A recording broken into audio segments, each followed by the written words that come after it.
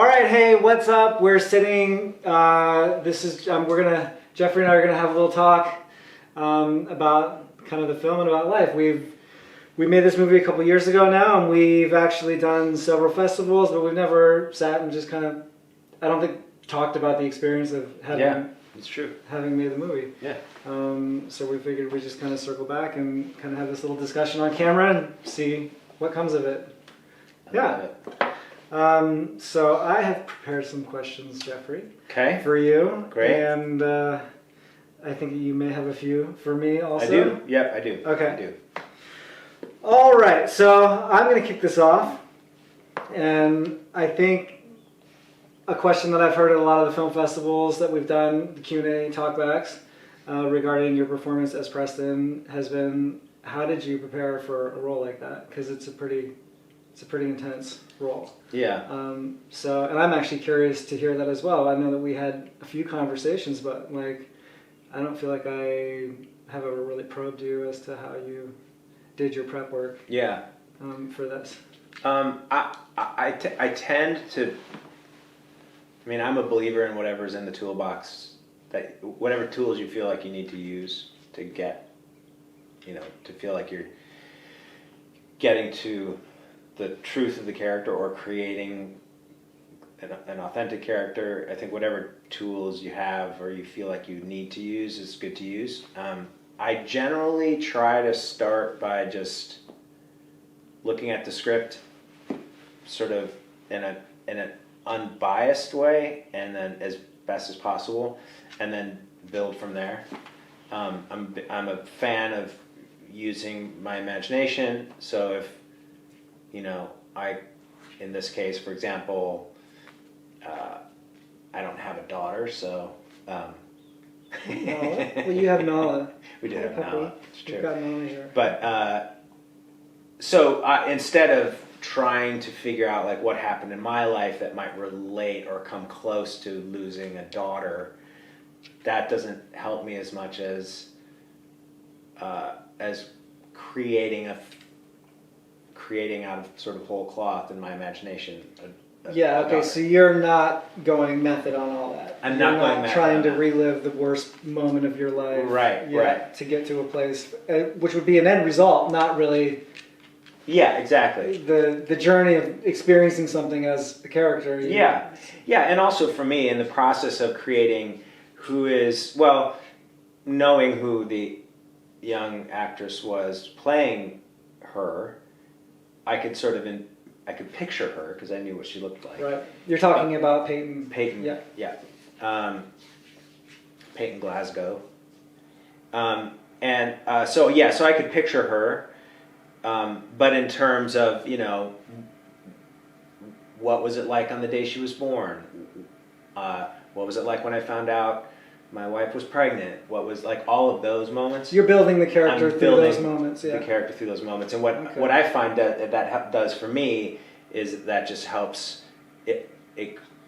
other things start to come into play that wouldn't if I were using a real life scenario. Right. And so for me, it's more interesting, it's more fun. And then on top of it, my dad had died not long before we started shooting, and so, I didn't want to. I was nervous about that potentially freezing me, and not allowing me to experience or portray or go through what Preston goes through, because I just it would be too painful. So to keep it all in the imagination world made a lot of sense to me. So I did that. I spent a lot of time just creating a backstory, how I met my wife, our first date, our wedding day, things like that. How much time would you say you spent preparing? Because God knows you were woefully underpaid for this project. I was just happy that there was any pay at all. Yeah. No. But did you spend a lot of time on your own? I spent a lot of time, and I have a notebook that is pages of sort of created memories. Yeah.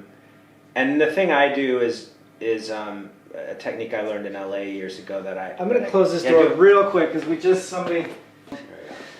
because I know we always need all the help we can get. If I learned anything on this film, when it comes to sound. So I learned it. There's sort of a specific technique that I learned in LA years ago that I've sort of modified and used to my own advantage, and part of that is creating not just a memory, but then also a detail. The technique is called emotion with detail, technically, by this acting teacher Warner Laughlin in LA, and then I kind of use made sort of a hybrid of that with other stuff. But kind of the main idea is taking the sort of the created experience, the imagined experience, and adding to it a physical detail and an emotional sort of response to that detail, or that comes out of that detail. So if it's like, if the memory is I'm holding my baby daughter for the first time, I can feel my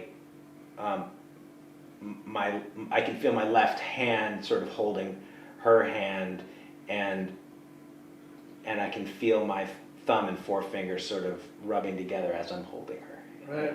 So that, and then the joy of it, or the fear of, oh my God, what am I going to do with this child? I can't raise a child. What am I going to do? Whatever the thing is that kind of comes out of that sort of imagined improv. Then later, if ever I feel like I need to tap into the character, if I'm, we've been running around like crazy and we have to get another shot, and it's like, hurry, hurry, hurry, we got to get this shot, and I feel like I'm not close to the character at all, I can remember that moment and just rub my thumb and forefinger together, and it just helps me kind of touch base. So that's kind of the technical thing that I did. But mainly, and then aside from that, I asked you a lot of questions. Yeah. If I had a question about anything the character said, I also think a lot about what the character doesn't say and what the character doesn't do in response to things. Yeah. Because that sometimes helps me, like, I don't always know what the character wants to do or is trying to do, but I can always come up with a list of, well, in response to that, he's not walking out the door, he's not yelling, he's not screaming, he's not throwing a plate across the room, he's not, running away. Yeah. Things like that help me too. It's interesting because Preston is a super internalized character, and I feel like you hit every note of that. And I remember the conversations I had with you before we started shooting, you asked me we didn't go into, like, I wasn't helping you build a character at all. They were very much like practical questions. Right. I remember we had a long talk one night where you just asked me several things like that. Yeah. Very just like matter of practicality. Yeah. Yeah. Which was impressive then when we got on set and I started watching your performance to see how you had really nailed that internally, but you certainly didn't get any help from me for that. But I mean, I think that's also, I'm glad to hear that, even 2 years later. But also, I think that's a function too, I think, of good writing with good technique and whatever, where the two things come together and sort of create the thing that is meant to be created. It's that It's that sort of magic, I think, that happens with writers, directors, and actors when all three of those pieces come together as they're meant to, or as they as is sort of comes out of that chemistry. Yeah. I do remember asking you questions like, there were I remember sort of there being two kinds of questions. Like one, like, why is he not? Why is he not? Why does he not throw or why does he not question where the book comes from, or why does he not whatever, and you would say to those questions, and I don't think that was a real question, but something like that you would say, I don't know, that's your thing. Why he clearly doesn't do X, Y, or Z. Right. Why he doesn't, that's your thing. Okay, great. Yeah, thank you. I just wanted to make sure that you didn't have a specific thing there. And then other things were just sort of like things where I was like, I bet Nathan doesn't know why he wrote this? Why he wrote that. Not because you didn't think of it, but like I'm wondering if, or not even, I bet he doesn't know, but I'm wondering why he said that thing. Yeah. Or what Nathan means by that thing. Right. And half the time I expected you to be like, I don't know. It kind of felt right to me, and an impulse or instinct or whatever. But every time you're like, because of that. Yeah. and that's when I really became enamored and like my trust level just went up and up and up and up and up.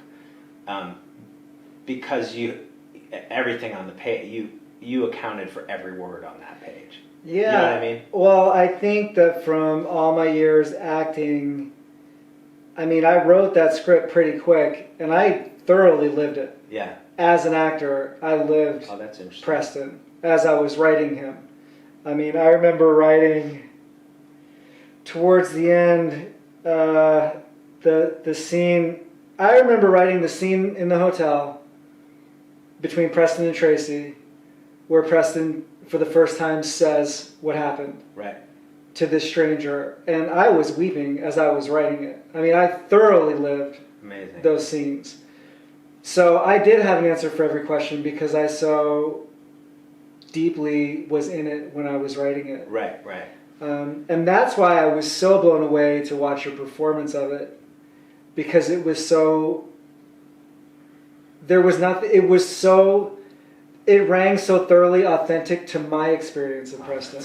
Interesting. Which is super interesting if you take any great role and put different actors in it. Yeah. And see what choices they would have made differently. And I think it was really fascinating to watch that. I don't recall, I feel like the choices you made were very much in line with my experience of him. That's interesting. I didn't see anything that was like, whoa, Right. I would have never done that. Right. You know what I mean? Right. And I'd be curious to see another actor play the role and see how if we would hit that point. But I think that the writing being the map, I think you followed the map Right. perfectly. Oh, cool. Yeah. Well, do you think that that's like? I wonder if that's a part of like that sort of the alchemical process of art or creating something. Do you? So you had talked to me about shooting something, Mm-hmm. right? And then the script came following those conversations.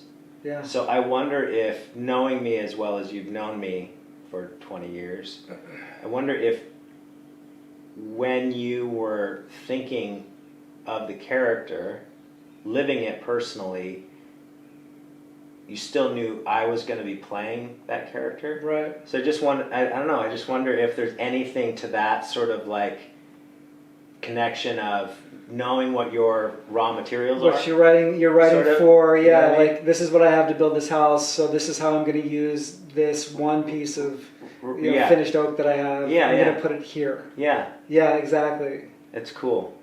Really interesting. I want to say also that your performance far transcended what I ever thought this character would be. well, Considering we shot in 14 straight days, Yeah. 20 hours a day, Yeah. where you guys were getting 3 takes, 4 takes if you were lucky. yeah, And to see the caliber of performances, I think, is a testament to the preparation that you did. And then, however you were able to filter out the noise of the chaos of the run and gun scenario. yeah. It's really remarkable. But don't you feel like, as an actor, don't you feel sometimes that there's that thing where if you have too much time to sit around and like, you know, we were just joking setting this up, like the thing I can't stand on set is when I get called to set and then hurry I up have and to sit wait. and wait. Yeah. There's that weird thing on set where you get called to set and you're kind of like, okay, and you kind of get ready and then you go and you sit because they're not ready suddenly. Yeah. And then it's sort of like you gotta kind of get back. And do you feel, because there's a part of me that sort of feels like because we had 14 days and because we were running gun and because we were shooting, it was sort of like you're either on the train or you're not on the train. You're either just diving in or there's no point in getting in the pool. Like, you know, and it was a pretty immersive experience. Yeah. For sure. Yeah.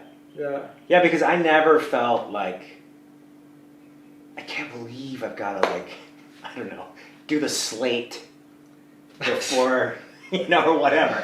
Like, I'd never, that was part of the fun. Part of the fun. The slate bummed me out more than anybody when I had to do it.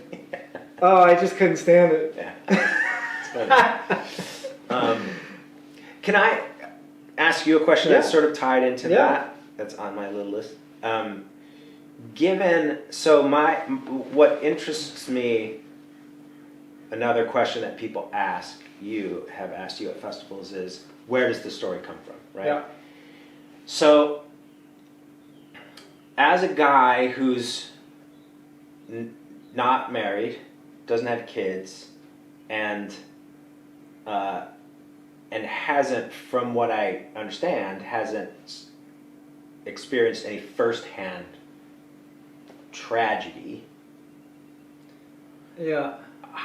At least to this degree. No, thank God, no. How do you think, because people responded so, like, they were like, I can't believe, you know, the number of times someone would say, I just lost, that woman in Sedona who was like, I lost both of my sons like 6 months ago, and this is exactly the experience that I had, or whatever. Yeah. Like, the number of times that happened blew me away, where people related so deeply to it. How do you think you were able to understand the experience enough to, without having had it or lived it enough to sort of create this thing? Yeah. Solely through imagination. Yeah. And I think that's why I would say that within imagination, you really are capable of just about anything, especially when it comes to empathy. It's a fully imagined story. I think when I was writing Preston, I just often was imagining what I would do in that circumstance, were that to be my circumstance. I also used A Grief Observed by C.S. Lewis, which I read pretty thoroughly before I wrote the script. And actually, while I was writing the script, if I came by a question, I think that I would go back to just kind of use it as like a touchstone to make sure I was like in the right area. But I feel like once I gave myself over to doing it, I feel like it becomes a matter of just listening for the characters start to tell you what they want to do, how they're gonna feel, and you end up being just listening as the writer. As the writer, yeah, exactly. So I feel like there's an amalgam of everything. I don't feel like there's a ton of me personally in it. I think it's thoroughly imagined and heard, as if those characters they started to just exist. And that's how I find with most of my writing. Like, I wrote a play called Heartbreaker. Right. And that was the same thing of, I would just be sitting there listening, and all of a sudden I would be like, brrr, and just bang out like 5 pages. And it would just be characters speak, and it would just be them having this conversation. I felt like I was eavesdropping on it. Do you ever feel like, looking back, or when you watch the movie, or if you go back to Heartbreaker and read it again, do you ever find yourself going, wow, that came out of my pen? Like, that's... Sometimes maybe. You know, it's interesting. There's a thing with Pruitt and Heartbreaker that is similar to Preston.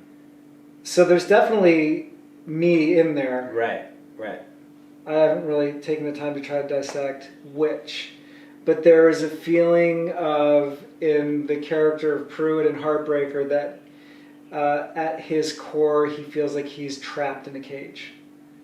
And he even says the lights are getting dimmer and dimmer, and I can't, pretty soon they're going to go out, and I'm helpless to stop it.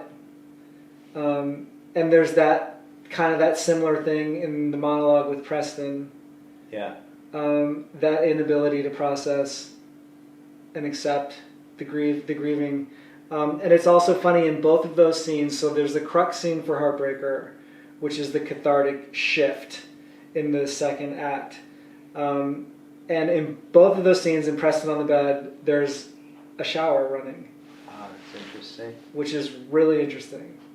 And that is not like intentional. When you wrote it, did you, as you were writing it, were you real? Oh my God. No, I didn't realize it until I think we were shooting it. And it was like, oh, this is interesting. There's a bath running in the Pruitt scene as well. And I do think that, the whole symbolism of water is a baptism of change. So it's not accidental that it's in there, but it's also not contrived. Right. It's interesting to me that it ended up in both. Yeah. And now I'm like, well, if I ever made Heartbreaker, I'd have to take it out. Yeah. Or I'd have to change it because I've already done it now. Yeah. In this, so at what point am I done with the bath? Yeah. It's interesting. I also like the idea now that you mention it, and I hadn't thought about this until now, but that the idea of redemption or being cleansed, or that sort of baptism of, having gone through something and emerging and resurfacing. That moment clearly has always been very clear to me in the movie. Toward the end, where he's in the water and he's in the ocean, right? Again, the ocean's a big one. But then there's the precursor to that with the bathtub. Yeah. Where we don't see. Never gets in. He never gets in. We don't see him get in. We see, We don't see her bathing him or helping, being sort of like a Jesus figure washing his feet or something.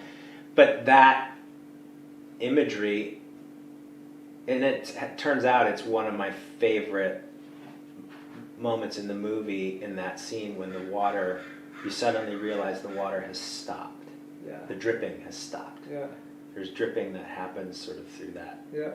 And then you realize I don't know how conscious I've realized it, having watched it so many times. I just love that moment. That's cool. Yeah. That was very intentional in the edit of the movie, because that's a sound that I was using. Yeah. That's a fake sound. Yeah. Of the water going off when it goes off. Yeah. And again, it's just a very intuitive choice. Yeah. It's like, this is just how it has to be. Yeah. I don't really know why it has to be that way, but right. When I watch a film emotionally, this is just how it has to be. It's like listening to a piece of music. It's like, no, that needs to... Does the dripping end just before Preston's final sigh? That sort of... Yeah. Or is it after? It's a little before that. It's a little bit before that. Yeah, as he's calming down, the Yeah. water turns off, and there's like some dripping. It's great. Yeah, interesting. Love that. Right. So it's not your experience. So the movie is sort of about your experience as an empathetic human being. I guess. I mean, the story really, the idea for the story, I guess I could have made something funny. I could have tried to make a comedy. I don't know. That's never been my first impulse to do anything. I think that I had been, and I've said in several Q&As, that I had been kind of fascinated in like a horrific way of all these school shootings going on, and people coming, people getting phone calls that, hey, your kid was shot today in school. It's just like, okay, how do you even begin to process something like that? Yeah. And that's why also in this movie, in the script, she's going to school. There's a lot of school references. I didn't want to make a political movie about guns or school, but in my mind, this is really a product of what would I do if my kid were killed in school in something so senseless and ridiculous and sudden and unexpected. There's no way to prepare for something like that. It's true. You sort of get you get as close to that as you can. Without She's on the way to on school. the way to school. It's a school day to present a school project. Yeah. It's a drunk driver. It's Yeah. not a guy with a gun. It's in the morning. It's not like at night they were Right. coming home from a movie. So you're getting it's as like, close to like, that without becoming political or yeah. Yeah. That was always the intention. Yeah. That's to kind smart. of try to deal with that. Yeah. And the more I see it, I mean, I kind of looked at it as this stuff it doesn't appear to be in any way going to stop. Right. It appears to be becoming more and more chaotic. Who knows what's going to happen day to day for all of us. Right.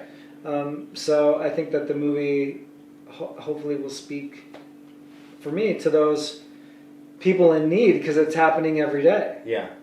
Well, it seems Yeah. clear that people, based on people's responses to the movie, you know, like that guy who was like, the wife that came, the guy that talked about his daughter dying, and then the wife that came up to you afterwards and said, what did she say? He hasn't talked about her for... Yeah, that's heavy, super heavy crazy. Experiences that I certainly had never prepared myself for to have, so it's great that the movie is working in that way. I wanted to ask you, before we get too far away from this, I've always been curious, now that you've seen the movie several times, is there anything you would change about your performance? Were you to be able to go back? Because I just know from watching myself in films and on television, I have a very hard time watching myself, and immediately I'm like, no, I would have changed that. What am I doing? There's for sure one thing. I don't want to say it though, because I don't want people to be Okay, don't say it. Maybe. But I'll tell you off camera. But suckers. But there is, because I'm like, just like, I wish we could do that over. Because every time I see it, I'm just like, it's like chewing tinfoil, where I don't. It's not like I hate it, but it's that like But it's not an overarching thing. No. It's literally like sort of a moment, maybe 2 moments in a scene that I just kind of wish we could. I wish I watched playback. Okay. You know what I mean? Which we would never have had time. Which you would have said no to. So I'm glad I did that. It's funny because playback can help you, and it can also make you hang yourself. Yeah. If you like, I think when you start letting actors see, and I know for me, don't let me see it. Yeah. It just, you know, that's, like I would never be able to, I don't think, direct myself because I would want to see everything. Yeah. And nothing would ever get done. I'm more often pleasantly surprised at how not ridiculous I look or seem or whatever, you know, like when I see my stuff, I don't know, whenever I see something that I've done.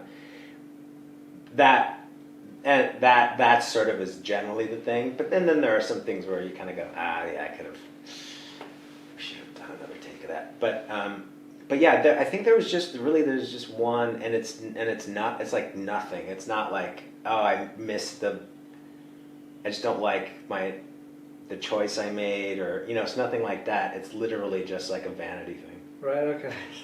Well, it's got to feel pretty good at the end of the day. Listen, man, I'm telling you, I don't know, you know, we've talked about this too, like, from the first cut that I saw, I was sitting in our kitchen in our house in Hudson Valley and watching it on the computer screen with headphones, and I remember just being like, holy shit, like, this is a movie. It's a movie. Like, it's not that I didn't think we had a movie, but it was like the real deal. It was like the real deal. This is the real deal movie. Yeah. And that already, and I know that first cut, obviously, you know, it was long and it was, you know, whatever, but just the way it looked and the way, even with the sound that existed in that very first cut, I mean, just the way that it looked and the way you put the story together and the way things were edited together, it just all felt like, it felt right. It felt authentic. It felt heartfelt. It felt true. Mm-hmm.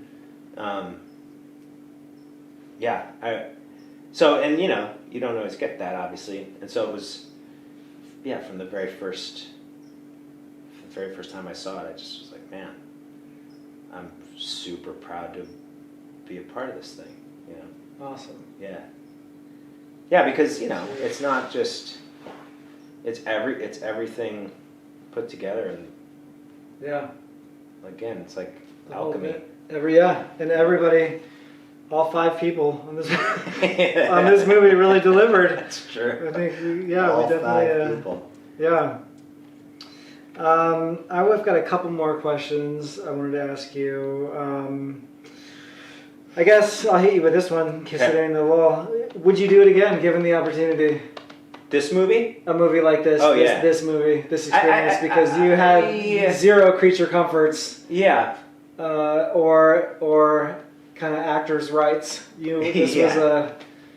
Yeah, This I was, think again, depending on if it was someone that I don't know, it's always that weird thing where it's like if it was someone like you who I know really well and like I would do it again. I mean, I because it's also fun. It's not just like I remember the pre-production was a living hell for me, and the post-production basically has been a living hell for me. Yeah. But my memories of all of us being on set, if I could live in that space, I would. Yeah. I feel like we had worked ourselves into like a creative fever. Yeah. And I was just energized. Yeah. Yeah. Every day it was just like I could have just kept going. I mean, I would have died from physical exhaustion at a certain point, but right. the actual process of shooting the film with you guys, I could have just kept going and going. Yeah. I could not have been happier. Yeah, and I think also part of us, for the most part anyway, sleeping and staying in the location and sleeping on set. Tents, yeah, we were sleeping on set in sleeping bags. I mean that we never left that world. Yeah. So when we were done for the day and we were finished with the shot around the campfire, and then it was time for us to eat, we were around the campfire. Like it was the coals that were still there from the shot. we were cooking on. I mean, that was like, that experience, it was just so immersive in that way. And it wasn't like we were in character all night long, but it was immersive in that way where we were just all, it was like, thank God we all got along so well. Yeah, it's true. But that's about putting together the right team, right? I mean, but yeah, we did. There was no like, okay, we're now putting you in a van and taking you home. 30 miles away to a hotel. Yeah, we'll see you tomorrow. And it bears no relationship to what you just did. Yeah, like it was all just right there. Yeah, it's true. Wearing the same clothes, as I remember it. Yeah, it's true. And that, no, I would do it. I would do it again. Under the right circumstances. I don't think I would do it again with just anybody, but yeah, for sure. Yeah, that was about as an India filmmaking experience as you're gonna get ever. Yeah, it's great. So I have one last question, unless you have anything that you wanted to talk to me about. I got all kinds of close it up. I got all kinds of. I don't know how long we should make this. This is really just your 5 favorite movies. Your 5 favorite. This is really just a. We can just keep going. You guys can fast forward it or just turn it off. Similarly, I have the question. Interestingly, does this exactly? If you're bored, you just shut it off. I'm just gonna put the whole video as we're talking, this whole conversation up. So, does this make you want to be a director again, or would you do it again? Does this having directed? Well, if there's any sense in giving a little, I sort of know what the backstory as to why you decided to start this in the first place, but given that you're an actor, does this experience make you want to direct again? Does it make you want to do this kind of film again? Oh, Siri. Siri's got a question. Siri does this to me. I have touched nothing. And it's the new iPhones. Mine does a lot of weird stuff as well. You know what I mean? Like, does it... For me, I would love to make another movie. I would love to direct another film. I would not love to produce another movie.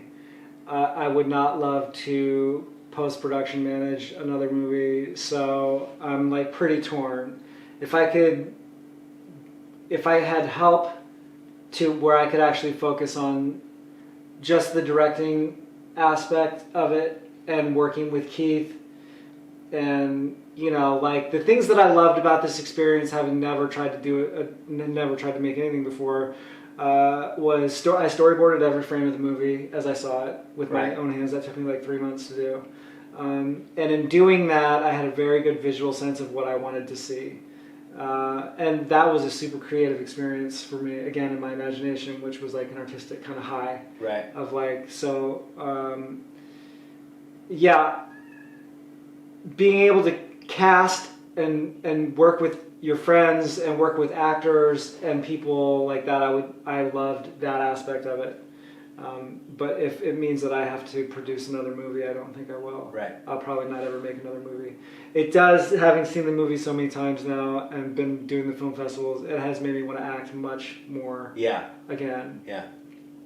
Because this movie was really made because I just couldn't get an audition for anything, and I was sitting in LA twiddling my thumbs doing nothing, and it became like I got to do something or I'm gonna go insane. Yeah. And that's what the product of making this film. That's how this film ended up existing. Yeah. Was from that. But all I've really ever wanted to do was be an actor. I think it took me making a movie to finally admit that to myself, because I spent so many decades trying to do everything but.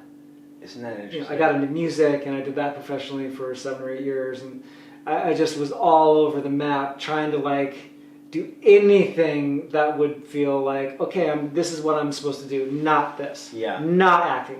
That's stupid. I can't. I don't want to do that. Yeah. And I wanted to not do it. I wanted to hate it. I didn't want to hate it, but I wanted to not give.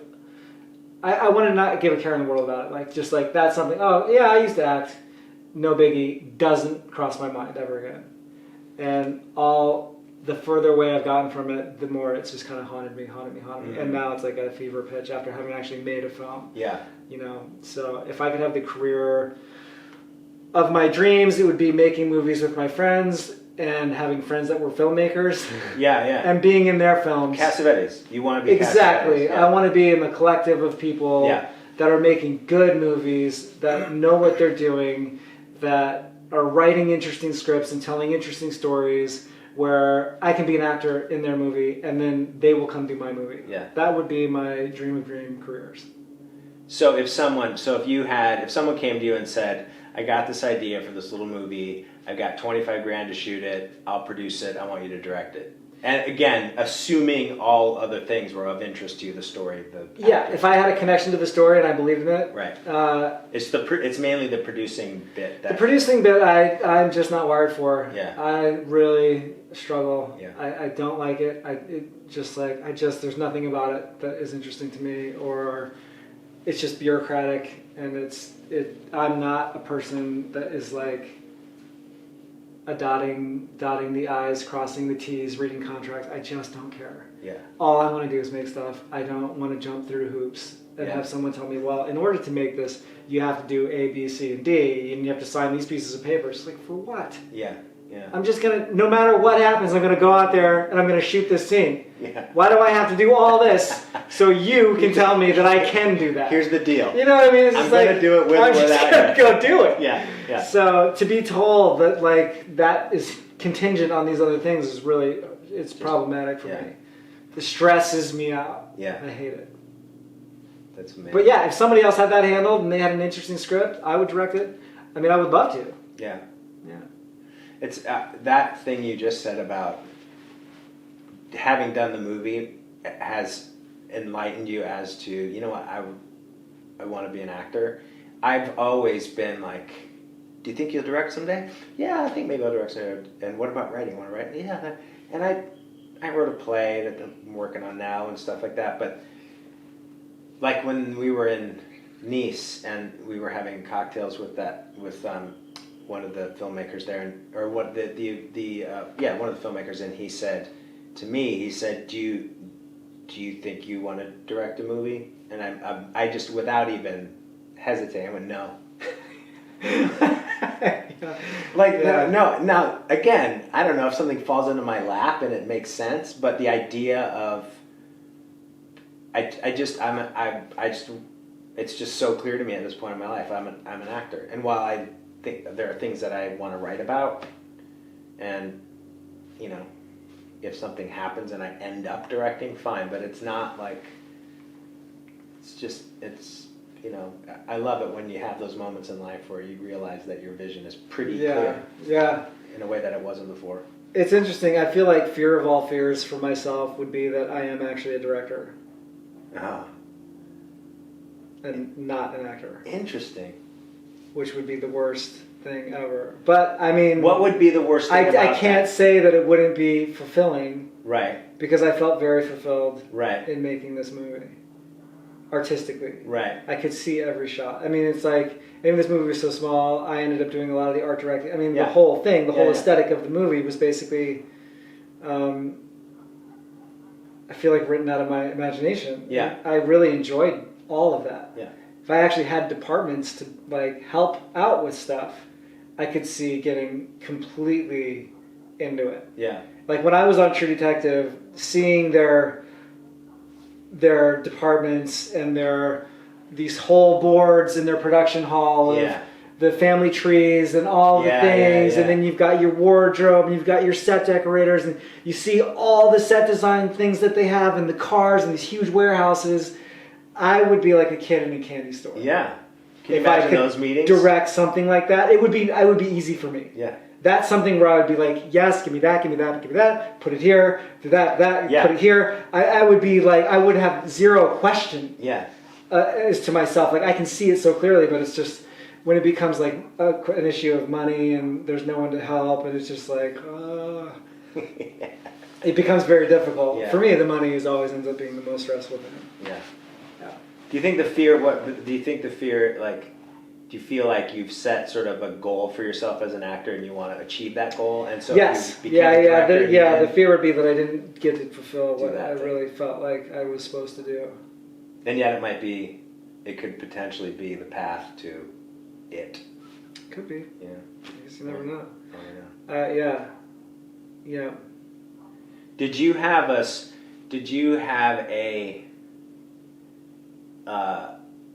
I mean, obviously I was party to the conversations you were having on set with Keith about, you know, shots and what you want it to look like, and sort of seeing the back and forth there, and you were very specific and clear about what your vision was. Do you have like a film theory or aesthetic philosophy of pictures on a screen and composition and stuff like that, like in your brain? Yeah. Or do you like sort of a... I did, not a belief, but like a unintentional or intentional sort of manifesto of what cinema should be, and so you went for that? Or do you feel like it was more specific to the story and the shot and the... I think it was very specific to the stories and the shot. I did have I think my modus operandi for this movie was to embrace the things, because we had so little, to just embrace those things and do the best with what we could. Right. It wasn't like we had many options. Right. You know, so Keith and I had sat down several times long before we ever got to set and kind of discussed the look of the film and kind of how we wanted to, like general compositions, the aesthetic vibe of the movie. Like I decided that since we're kind of making a motorcycle movie with, you know, we're not going to be half of the content on YouTube that people are doing with their cinematically with their shots. Like we don't have time to fly drones every day and like do all these things. So it became like I just wanted to make a 70s looking movie, which to me is the high watermark for American cinema. Yeah, it's is the great. 70s anyway. So I was like, well, let's just pretend we're working with old school gear, and like this is just how we don't have any options to do. You know, we're not breaking new ground visually with this movie, so let's just like really go there, embrace the aesthetic that we can deliver. And for me, that was always like color palette wise. I had like Deer Hunter kind of in the back of my mind. static shots, generally speaking, long, slow, developing drama on this within the frame, and we stayed very true to that, which I'm super happy about. So Deer Hunter is something that you thought of? Deer Hunter was one, yeah. Were there other movies sure. or directors that... I think everything I would ever do as a director would be somewhat influenced by No Country for Old Men. Interesting. I've probably seen that film 100 times. I think it's a perfect film. I think it's as close to a perfect piece of filmmaking as you're ever going to see. The story, the composition, the acting, the delivery, the editing, the sound, the every choice the Coen brothers made in that film, to me, is impeccable. Do you like what they've done in their other films generally as well, or do you feel like they sort of made... I mean, The Big Lebowski I love, but for me, as far as cinema is concerned, I think that movie is flawless. And I don't think I can say that about any of their other movies. There's just something about that film that, for me personally as a viewer, moves me every time I see it so deeply. And also, I'm participating in cinema. Uh-huh. It's not like this therapy session. You know what I mean? Right, it's just this perfect, where the image matches perfectly the performance, matches perfectly the color palette, matches perfectly the score, matches perfectly the pace of the editing that the editor chose. It's just such a brilliant film as a piece of writing and then as a piece of filmmaking. That's great. That's a great example. Yeah. And why Deer Hunter, do you think? I don't know. I think there's something about the color palette with it. Yeah. And for me, the fact that it's, that it's like a single camera, it's old school filmmaking. It's like sort of you set the shot over here, you go all over, you reset it up over here, and you get two angles for coverage if you're lucky. Yeah. Then you push it. Yeah. It's not like we're going to set up 4 cameras here, and we're going to follow you around. We're going to have one. It's like we didn't have the freedom to do any of that. Yeah. So what we had was one camera. I just have been rewatching Kill Bill Volume 1 and 2. Brilliant. They're so brilliant. And I mean, Uma Thurman is so underrated. Uma Thurman for those is films. Genius, and Daryl Hannah too. Oh yeah. I mean, but Uma Thurman in that movie. First of all, just even when she's at her most. I don't know if this means anything about me, but she is at her aesthetic, beautiful aesthetically. Yeah. When her face is covered in dirt and grime, sweat, there's just and so blood, much. and, There's so much texture, and then her eyes just maybe that's what it is. Is that her eyes become so clear in the midst of all of that grime and stuff. Amazing. But the thing that amuses me and draws me in, and it's such a pastiche, and I don't know, maybe Quentin would not like that word. So if you're watching, I don't know this, that he Quentin, wouldn't. but it's such a clear, it's such a clear, intentional homage to martial arts films, to 70s filmmaking, like the zoom, the zoom in, the zoom lens, yeah, all that kind of stuff. That, but I love that you're fascinated by that and have that idea for this film. But when you watch the movie, you don't go, "Wow, it feels like a 70s film." Yeah. Do you know what I mean? Yeah, I certainly wasn't trying to copy. It feels like it fits the story. Something, yeah. It's I think a great film is when everything is cohesively sits with each other. Yeah. And I also I'm not a super fancy, flashy guy, and it's in my writing also. I'm much more, I think as a writer, I would equate myself to more of a Kenny Lonergan kind of a dude. You know what I mean? Quentin's a thing that I can admire, but I will never be that. Yeah. I don't have that pedigree for cinema and entertainment. Yeah. You know what I mean? I'm just not really wired that way to try to make a film like that. Yeah. It's what I love about even seeing Taika Waititi. His films, his voice is in all of his films. Yeah. And it's so brilliant, but it can't be ripped off. Right. You know what I mean? Oh my God, I wish I was him. I wish I had that.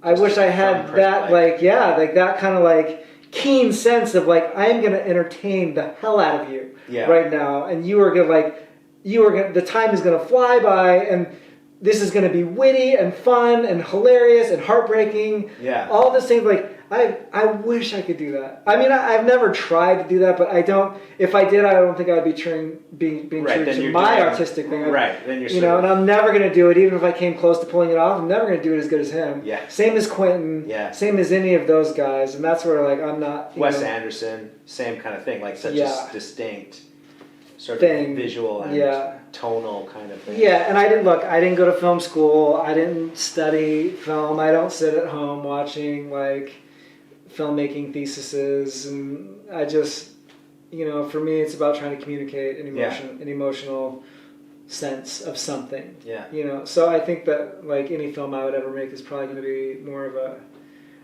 a loose sketch of emotion as opposed more of a painting than like a well like put together piece of entertainment. Yeah. Not as constructed. Yeah. In the best of ways, guys. The movies are amazing. Yeah. Cool. Yeah, I don't man. know. All right. Should we wrap it up? Let's see if I have any other genius questions. Let's see if I had a last question. Oh, this is. If I came to you and said I want to shoot a movie, what would you say? Oh. Just like. Do you have a script? Okay, that's good. What do you want to shoot? How little can you make it for? Right. Yeah. I think is yeah. Can you make it for under 50 grand? If you can, then do it. Yeah. I'm just always fascinated by what people's experience, especially given that you're not like sort of setting out to make, 10 movies and this is the first. Like you made the movie because the movie was made and now you're like. I will probably likely never make another film. Yeah. So it's like, well, this was just to see. I think if you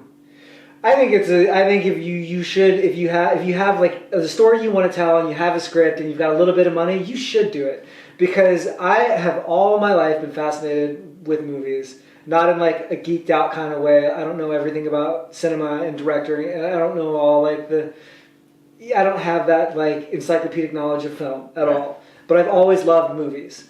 And I think that started for me when I saw My Own Private Idaho. And it was so foreign to me, and River was so captivating. It just brought me so wholly into another plane of existence that I knew nothing about, nor could I have ever. I didn't know what was going on, yet I got it.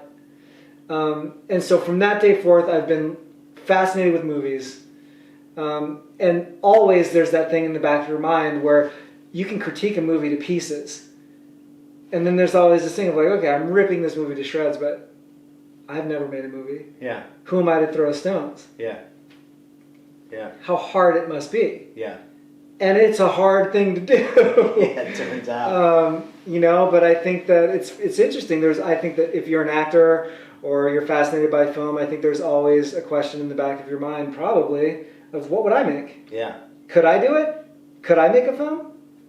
Maybe people don't think that way, but I've always had that thought, like, could I do that? Yeah. And if I was given the opportunity, what would I make? And now for me, personally, I've answered that question for myself, which feels good. You were thinking of a horror film at some point, weren't you? I still do, yeah. Yeah. Yeah.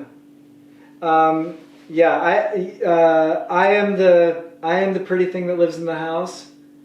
If I was going to make a horror movie, that would be what I would have I made. don't even know that movie. I am the pretty thing that lives in the house. Who made that That's movie? the horror movie I would have made. I mean, on my best of days, that's what I would have wanted to make. To me, that is the most brilliant horror film. It's Osgood Perkins directed it, and I can't remember the girl's name. She's in everything now. So it's not an old. It's from 2016 or 2017, and it is two women in a house. And it is, every frame of that movie is mind-blowing. Wow. It is a quiet, terrifying movie. It's so good. So good. I love it. The second I saw it, I was like, oh my gosh, there's no point for me to try to make a horror movie because that's what I would have wanted to make. Right there. Great. Thanks, that was good. Yeah, man, that is, in my opinion, just as good as it gets. Did you not grow up watching movies? No, not really. Was My Own Private Idaho like, was it like your first, like, going to the movie theater cinematic experience? No, like Star Wars and E.T. I saw those movies, but the first art film I ever saw was My Own Private Idaho. And then, like, pretty quickly after that, I discovered Drugstore Cowboy and kind of got on that Star Wars, circuit of films. Star Wars those were made Hollywood you fall in love movies. with Chewbacca and Princess Leia, but it didn't make you want to make movies. It was My Own Private Idaho, I think, that made me start to wonder about, well, what can I make? I wonder if I could do that. Right. Because it seemed very accessible. Right. But the story was so far from anything that I knew in my world that it just was like fast, like watching a car accident. You kind of like can't look away. You don't know if you should be watching or not, and you just like, you can't stop staring at it. That's how I felt about Rivers' performance in that movie. And it was also the power of Rivers' performance in that movie that was like, oh my God. Yeah. Acting is like the greatest thing. If you can do that, if you can be that... You can even come close to that guy. Like, what's that? I said if you can even come close to that like, kind of immersion. Tapping into it for a minute. You got to feel like God. Like that has to be one of the most powerful feelings. So good. To be that good at transforming yourself. Yeah. And delivering that hard. It's epic. It's so sad that he died, in my opinion, because he just, who knows what he would have done. You know, he just had a thing. And I mean, Joaquin's probably one of my all-time faves at this point as well. But it's almost like Joaquin kind of like absorbed whatever vibration River left. And even still, Joaquin has his own thing. Yeah, for sure. But I'm just so curious what River would have done with his career. Maybe he would have blown it. Maybe it's a matter of like, hey, you die like James Dean. You make your... That's why you're that good. Your opus, you die and you never make a mistake. Yeah. I don't know. And the St. Vincent Millay, the candle burns at both ends. It will not last the night, but my friends and my foes, it gives a brilliant light. Oh. I probably botched that, but it's the sense of it is that like those candles that those people that burn so brightly. Yeah. Just like it's not gonna last long. Yeah, unfortunately, it often doesn't. All right, I got one quick question before, and then we're gonna wrap this up. What are you working on now? Okay. Have you been working on anything since this movie? Has this film opened any doors for you? 0 doors. No. Yeah. No, it's... Well, as of now, no one's really seen it, so... Right. I think the movie has opened doors for me in a way that... The answer, first of all, is I shot a movie in December. It's a franchise movie. It's the last movie it's the 5th movie of the franchise. And it will be coming to theaters. It will be in theaters. It will be in theaters. All right. Yeah. I'm told. And is this a significant role, or? Yeah. Yeah. All right. Yeah. It's a good chunky thing, and I play a prominent role in the second half of the movie, and. So would you consider this to be one of the bigger breaks you've had? Yeah, for sure. This is the biggest project I've ever done. Yeah. Amazing. Sure. Yeah. Bigger, but like a serious budget and all the bells and whistles and stuff like that. Yeah. It's not like a $300 million movie. Yeah. But it's a big. Well, that's super exciting. Yeah. And so well deserved. Thanks, man. I mean, thanks. My gosh. And entirely different than Preston. Like, that was what was particularly fun about it, was even though there was... since we shot the movie, I've done a few things, a couple of little TV things, and a couple of day player bits on 3 different movies. Do you feel like you've been working more since having made this film? Yeah, I feel like I have. I feel like there was something about... as they say, carrying a movie, as a lead, Yeah, and there was something about even just the exercise of doing that I think put a little extra lengthened Did you ever have any doubt that maybe you couldn't do it if you were to carry a whole film? No, I never really on your had shoulders. I Or never really had freed you any, of that. Or? Yeah, I never really had any doubt that I could do it. I've never thought of it like that. I've always thought about, well, if you just play the reality of the scene and the truth of the scene and the characters in every scene, then that's the job. Go scene to scene. But so I've never thought about it in those terms, but I think just the exercise of having had the opportunity to do it, I think it's like a kind of creative gym or something, I feel like I kind of walk into the room now with a different experience. And for sure. So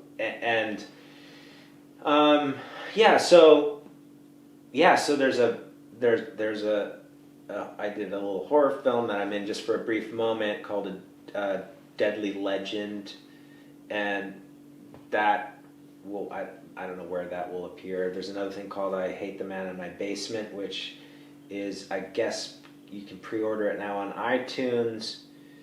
I had a supporting part in that, and then did some TV stuff. But this movie in December was great, and it comes out in June or July, I can't remember. And then did a little TV thing in January. And epic. Yeah, you're working. So I just feel like, and part of it is that you asked me to grow my beard and for the movie. For Preston, yeah. And so I did, and not get a haircut and do all this stuff. And then my wife Caroline actually liked it, and so after the movie was over, I let it grow back, and then I've gotten hired because of it. So excellent, man. Things. Yeah, so it's good. It's good. Yeah. Well, I would say, Jeffrey, that you are deserving of every accolade and a huge career. Wow. I think that, having worked with you and made this movie, you got the goods. There's no question about it. And I think anybody who comes upon our movie or sees you in your new work and your new movies that you're doing, my God, I hope this is truly just the beginning for you. Thanks, man. Thank you. And